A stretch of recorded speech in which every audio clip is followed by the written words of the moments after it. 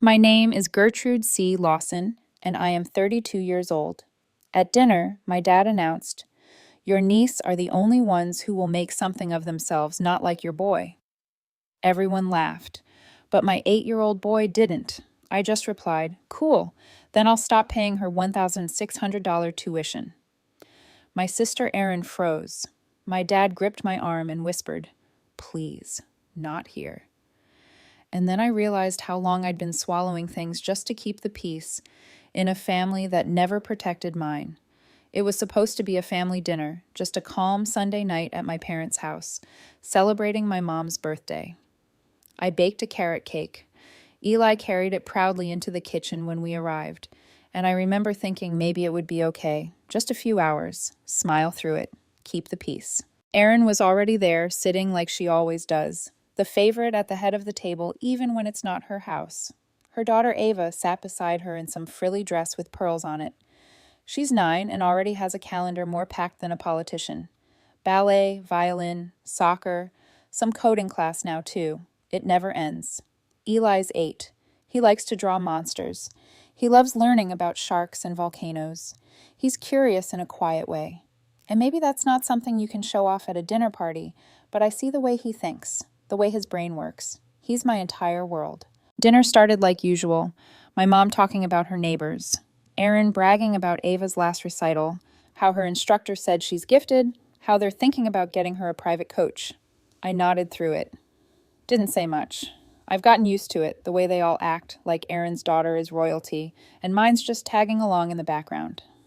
I tried to focus on the normal things, the clink of forks, the smell of roasted chicken, Eli's feet swinging under the chair, because they didn't quite touch the floor, his shoulders slightly tense, like he already knew what kind of room this was. Then my dad raised his glass. He started slow, thanking us for coming, saying how proud he is of all of us.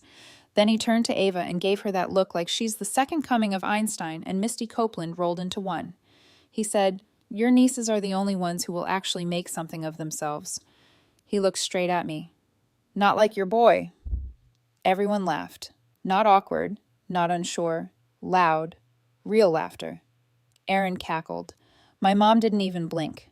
Ava giggled like she didn't get it but laughed anyway. Eli looked up at me. I'll never forget that. He didn't cry. He didn't say anything, but his eyes changed. That's the only way I can put it. They changed. It was like something he'd been holding on to inside himself, some small belief that grown-ups were safe and family was gentle, slipped right out of his hands and fell under the table where he couldn't reach it anymore. I set down my fork and looked at my dad. "Cool," I said. "Then I'll stop paying her $1,600 tuition." It went dead quiet, just like that. You could hear the clock ticking behind the fridge. Erin blinked like she didn't hear me right.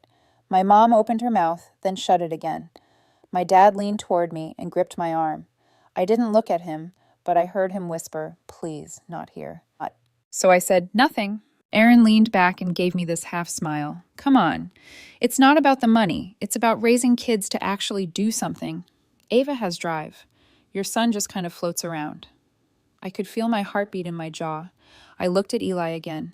He was staring at the napkin in his lap like he wished it could swallow him whole. I stood up. "We're leaving," I said. Eli got up without a word. As I turned, I heard my mom mutter, "There she goes again." Always so dramatic. Erin laughed. We left the gift on the table. I didn't say goodbye. We walked out and didn't look back. That night, Eli crawled into my bed after midnight. He whispered, "Am I weird because I don't like sports?" I told him no. I told him he's amazing. And I meant it. The next morning, I logged into the school's payment portal and canceled the recurring tuition transfer. I didn't say a word to anyone, not my sister, not my parents. They didn't call, didn't even message, not yet, but they would. And when they did, it wouldn't be to apologize. It would be to panic. The first couple of days after the dinner were quiet, too quiet. No sarcastic text from Erin, no passive-aggressive call from my mom, not even a forwarded Bible quote from my dad, which is usually his way of trying to guilt me without actually saying anything. It was the kind of silence that doesn't feel peaceful, just suspended, like everyone is holding their breath to see who blinks first. I knew exactly what it was. They were waiting to see if I was bluffing. The tuition was due Thursday. I'd been paying it every month like clockwork for over a year. $1,600 for Ava's private school, plus random extras Aaron would Venmo request, like I was a walking wallet. Uniform fees, activity fees. Just this once, expenses that somehow never stopped. It was never officially my responsibility, but after Aaron's husband got laid off, I offered to help, once, and they just never stopped letting me. Thursday came and went. Nothing left my account. No frantic message, no awkward thank you. Just that same tight quiet, the kind you get when someone is staring at their phone, refreshing a screen, hoping the problem fixes itself. Friday morning, I was packing Eli's lunch when my phone buzzed. Aaron. Hey, think the school messed up Ava's tuition. They're saying it didn't go through. The wording was casual, almost playful, like this was a minor inconvenience and not the unraveling of something she'd built her life around. I left her on read. I finished cutting Eli's apple slices, zipped his backpack, walked him to the door, and kissed the top of his head before he left. I didn't respond until hours later. Nope, I wrote. I canceled it. 3 minutes passed. Then, you're joking, right? I didn't answer. 10 minutes later, another message popped up. You're seriously punishing a child over a dumb joke. Grow up.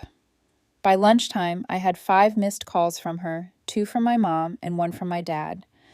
That one made my stomach tighten because he never calls unless something is actually broken or dead. Then came the message from my mom. Short, carefully worded, heavy with guilt. Can we talk? You know Ava's schooling matters. Aaron's going through a lot. That line almost made me laugh. Aaron going through a lot was code for Aaron spending too much on things she assumed someone else would cover. Yoga retreats, weekend getaways, a new phone she needed for work. And as usual, I was expected to quietly plug the hole. By 5 o'clock, my mom was at my door with a bag of groceries she pretended was for me. Even though most of it was junk Eli doesn't even eat. I let her in. She sat down like it was a casual visit, commented on how tired I looked, then jumped straight into it. She said I was being petty, that Ava shouldn't suffer because I felt insulted, that holding grudges wasn't healthy. Then she said the part she'd clearly rehearsed. Let's be honest, Gertrude, you're not struggling. You have a good job, no mortgage, no husband, no one to support but yourself and Eli. Aaron's raising kids, and you know Ava is gifted. She needs this school. I asked her one thing. Why is it always me paying for the things she needs? She blinked, then gave me that look like she pitied me for not understanding how families work. She didn't answer the question. She just sighed and said, "That's what family does."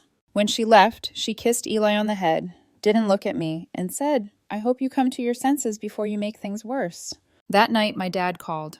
I picked up. He didn't yell. He didn't sound angry. That made it worse. He said I was being disrespectful, that I was letting a childish moment ruin family ties. He used the word vindictive. Said Eli would grow up watching me alienate the people closest to us, and that I was setting the wrong example. I asked him if he really thought what he said at dinner was harmless. He paused, then said it was a joke. If you can't handle a little teasing, maybe you're not as tough as you think. I hung up. Saturday passed. Sunday came and went. Nothing. But I knew this wasn't over. Then Monday morning, a text came in from my dad. We're stopping by tomorrow just to clear the air. I stared at the screen and something felt off, like they weren't coming to clear the air at all, like something else was already planned. I typed back, sure. And without fully understanding why, I made sure every room in the house was clean and every cabinet was closed. They pulled into my driveway right on time, 10 in the morning, exactly when they said they would. That alone should have warned me. My family is never on time unless there's an agenda. I watched them from the living room window before opening the door. My dad got out first, shoulders squared, arms already crossed, like he was bracing for a confrontation he didn't want to admit he started. My mom followed with a pie wrapped in foil, smiling too brightly, like this was a casual visit instead of a negotiation. We didn't even make it to the kitchen. They walked straight into the living room and sat down like they owned the place. I stayed standing. My mom did most of the talking, the way she always does when they're trying to play good cop, bad cop. She said they just wanted to check in, that the last week had been hard on everyone, that Aaron was emotional and didn't mean everything she said. She mentioned Ava, how confused she was about why school suddenly felt uncertain, how children need stability. I nodded and let her talk. I didn't interrupt. I'd heard this rhythm before. Feelings first, accountability never. The goal wasn't to understand me, it was to exhaust me until I folded. Then she slipped in the line she'd clearly been holding back. She's just a child, Gertrude. You're punishing a 9-year-old because you were embarrassed at dinner. That's not who you are. I looked at her and said calmly, I'm not punishing anyone. I'm just not paying anymore. My dad finally spoke. This is your family. You don't walk away from family. You help when you're needed. I asked, do you think mocking my son in front of everyone was help? He didn't answer. He shifted in his seat and stared past me like the conversation had already dropped below his level of interest. That's when I knew they weren't here to listen. They were here to try something else. The tone changed fast after that. My mom stood up and said she'd heat the pie in the kitchen, that she even brought whipped cream for Eli. She smiled like she'd just scored a point. A minute later, my dad stood too and said he needed the bathroom. I pointed him down the hall without thinking much of it and sat down, suddenly very tired. A few minutes passed. Too many. The bathroom light never turned on. The door didn't close. Something in my chest tightened. I stood and walked down the hall. He wasn't in the bathroom. He was in my bedroom. My dresser drawer was open, the one I kept closed out of habit. He was holding the envelope I'd hidden beneath a stack of old t-shirts. Emergency cash. About $1,000. Money I'd been setting aside quietly for months in case the car broke down or Eli needed something I couldn't cover right away. I stood in the doorway. He froze. For a second, neither of us said anything. Then he looked at the envelope, looked at me, and slowly put it back like this was all some misunderstanding. He stepped around me and walked past without a word. When I followed him back into the living room, my mom was standing by the stove, the pie still untouched. She looked at both of us, and I understood immediately. She already knew. This wasn't a coincidence. It was coordinated, a distraction and a search. I told them to leave. I didn't raise my voice. I didn't explain. I just said, you need to go, now. They didn't argue. My dad grabbed his keys. My mom didn't say goodbye. I locked the door behind them and slid down onto the hallway floor, staring at the carpet while everything settled into place. It wasn't about the money. It was about what it meant, that they saw what I had, even what I kept hidden, as something they were entitled to, that they would cross that line without shame, because I'd always been the one who paid, the one who fixed things, the one who made it easier for Erin to keep falling without hitting the ground. That night I texted Erin, figure it out. I'm done. She replied less than a minute later, unbelievable. You're seriously going to let a child suffer just to prove a point over a joke. I've always known you were jealous, but this is a new low. I didn't respond. I walked into Eli's room instead. He was asleep, tangled in his blanket, one hand resting on his open notebook. Sharks again. He'd drawn a great white with a speech bubble that said, don't mess with my mom. I sat on the edge of his bed and made a promise right there in the dark. I wasn't going to let them touch one more part of our life, not through guilt, not through shame, not through fake visits or quiet searches. Whatever this was becoming, I was done playing nice. I didn't plan the next move. I didn't sit down and map it out or rehearse what I was going to say. I woke up the next morning, made Eli his breakfast, packed his lunch, and folded a load of laundry like it was any other day. Halfway through matching socks, something in me just clicked. Not anger, not panic, just a clean, quiet certainty. I needed the weight off my chest, and I needed it now. So I got in the car and drove to my parents' house. I didn't text, I didn't call. I knew Erin wouldn't be there. Tuesdays were always Ava's soccer practice, followed by tutoring, the two things I used to fund without thinking. The irony wasn't lost on me. I was finally going back to the place where all the guilt had grown roots, and my sister would be off kicking balls and practicing vocabulary words I'd probably paid for last semester. My mom opened the door and smiled like I was a surprise guest, dropping by for tea. Well, look who finally came to her senses, she said. I walked right past her without a word and into the kitchen. My dad was at the table, coffee in one hand, scrolling on his tablet. He didn't look up. Took you long enough, he said. Let's get past all this. I stayed standing. I'm here for my spare keys. That made him look up. My mom made a small sound behind me, disappointment mixed with disbelief, like I'd just said something obscene. You can't be serious, she said. Gertrude, don't be dramatic. Where are they? I asked. She crossed her arms and stared at me, testing how far she could push it. Then she sighed, walked down the hallway, and came back with a small ceramic dish, the kind she used to keep peppermints in. Inside were the keys. My keys, the front door, the garage remote, even the old gate key I barely remembered giving them years ago. I took them all and closed my hand around them. I don't want you letting yourselves in anymore, I said.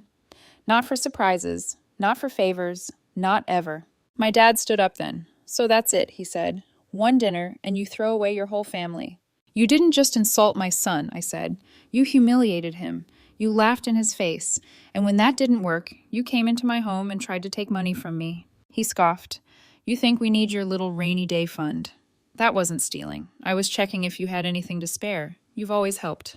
That's the problem, I said. It's not helping if I'm expected to give. That's exploitation. He stared at me like he couldn't believe I was saying it out loud. My mom jumped in, voice soft, smoothing the edges like she always did. You don't have to make this a war. You know we've always been proud of you. But Ava, she just shows more effort. She has goals. She's not passive like Eli. Passive, I repeated. I didn't mean it like that, she said quickly. I just mean he doesn't seem interested in anything. He's 8, I said. Ava is 9, and you think that makes her better. They both looked at me like I was being unreasonable, like I'd misunderstood something obvious. I shook my head. You think I'm doing this because I'm bitter or holding a grudge.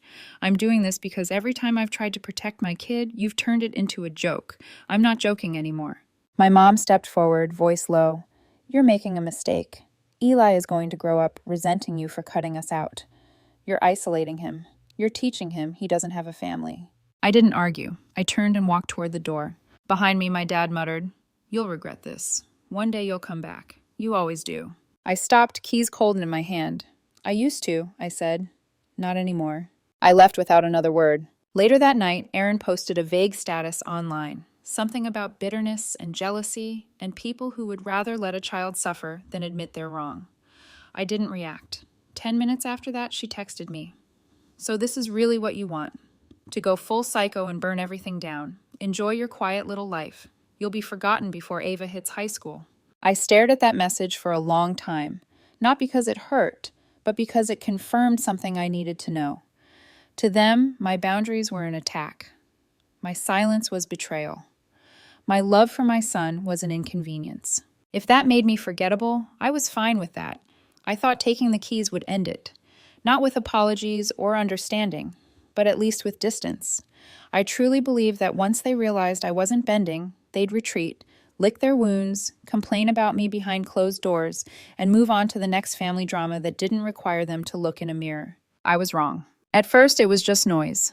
Aaron posted another vague status online about relatives who sabotage out of jealousy. My mom sent a text like nothing had happened. Just checking in. Hope Eli is doing well. The next day, another one. I baked your favorite. Want me to drop some off? I didn't respond. I let the messages sit there unread, like unopened mail I'd already decided to throw away. Then the calls started coming from numbers I didn't recognize. The first one was the ballet studio. The woman on the line sounded polite but cautious. She said there had been an issue with Ava's payment method, and they were just confirming whether I'd be fixing it. I told her calmly that I was not responsible for any future payments, and that she should contact Ava's parents directly. She thanked me and hung up. An hour later, the school's administrative office called. Same tone, same careful phrasing, same expectation that I would step in and quietly make the problem disappear. I repeated myself, this time more firmly, making sure it was clear and on record. I was not paying. I had never agreed to be legally responsible. Any future communication needed to go through Erin and her husband. By the third call from Ava's tutor, I understood what was happening. When guilt didn't work, they were trying pressure through institutions. They wanted me embarrassed, cornered. They wanted me to cave just to make the calls stop. That part didn't scare me. What came next did. It was a Thursday evening. I'd worked late and Eli had already eaten. He was at the kitchen table, drawing, while I went into my bedroom to change. As soon as I walked in, something felt off.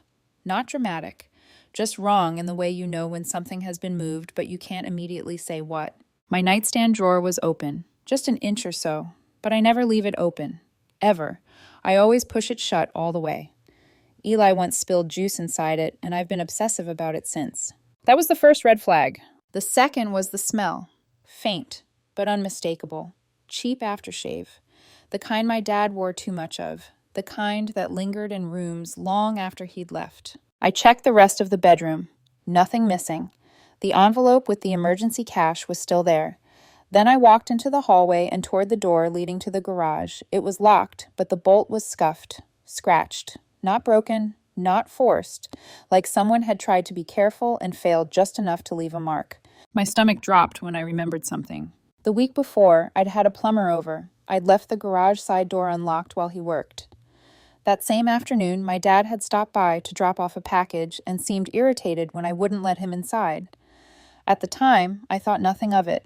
I went to check the garage camera feed. The screen was black, not frozen, not buffering, disconnected. The cord had been unplugged from the wall. Someone had been in my house. They hadn't knocked. They hadn't called. They hadn't come to talk. They'd come in quietly, like they'd done it before, like they still believed they had the right. I didn't sleep that night. I stayed on the couch with one eye on the front door, listening to every sound. Every car passing outside made my heart race. I watched Eli breathe in his sleep and felt something shift from anger into something colder and sharper. This wasn't just about money anymore. This was about safety. The next morning, I moved like someone who already knew what had to be done. Not rushed, not panicked, just deliberate. I dropped Eli off at school like always, smiled at the teacher, waved until he disappeared inside, and only then did my hands start to shake. I sat in the car for a full minute, breathing through it, before driving straight to the hardware store. By noon, every lock on my house was changed. Front door, back door, garage.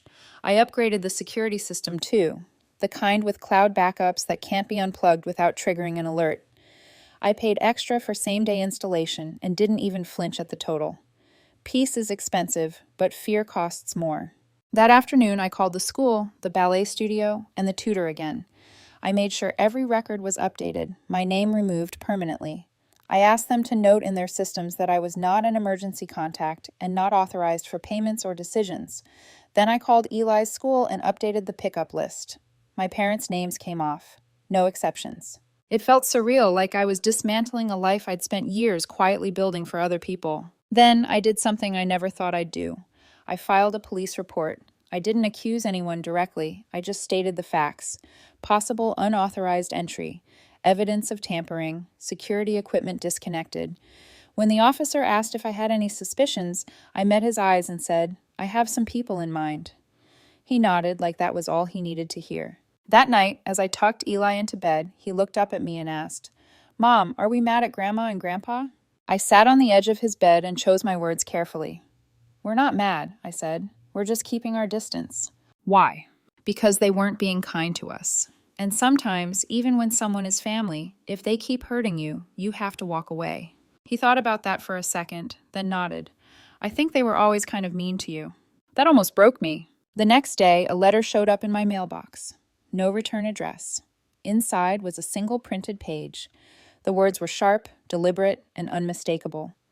"If you want to cut us off, fine, but one day you'll need us, and we won't be there. Eli will grow up knowing you pushed away the only real family he had." I didn't read it twice.